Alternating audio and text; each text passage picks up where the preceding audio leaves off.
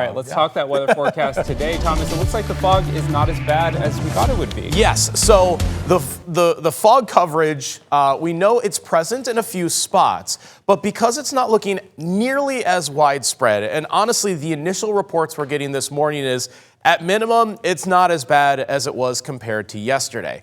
With that being said, going into this weathercast, I have decided to drop our weather impact alert day, just because you'll probably find that it's like, okay, it's not as bad as it was yesterday. And in some spots, it's much clearer as well, like in Coeur d'Alene. So more fog, I'm going to put maybe on that weather headline, and we'll be able to get to some weekend forecast stuff as well. So here's the dense fog advisories, and you'll notice some of it is missing. That's right, the National Weather Service just canceled a very large section of our dense fog advisories for this morning. Still hanging on for areas in Moscow and Lewiston.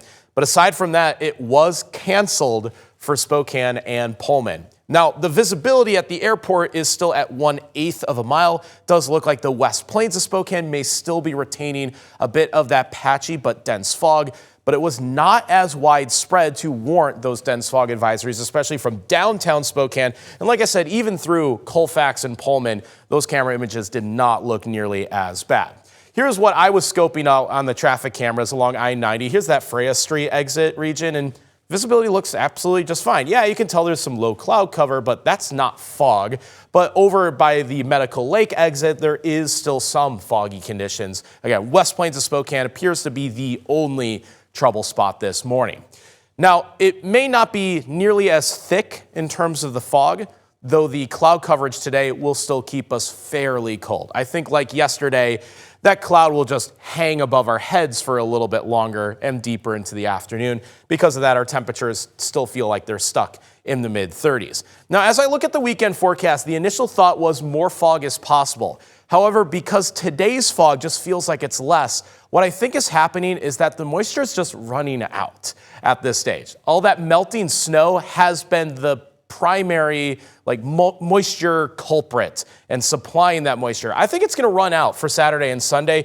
I'm expecting more sunshine for both of these days. The initial forecast this morning was still indicating some fog. So I'm going to still kind of dive into the weekend forecast a bit more deeply, just because our fog conditions appear to be a little bit behind us. But still, just be cautious, especially West Plains of Spokane. Aside from that, a very dry and a very calm forecast with temperatures in the mid-30s.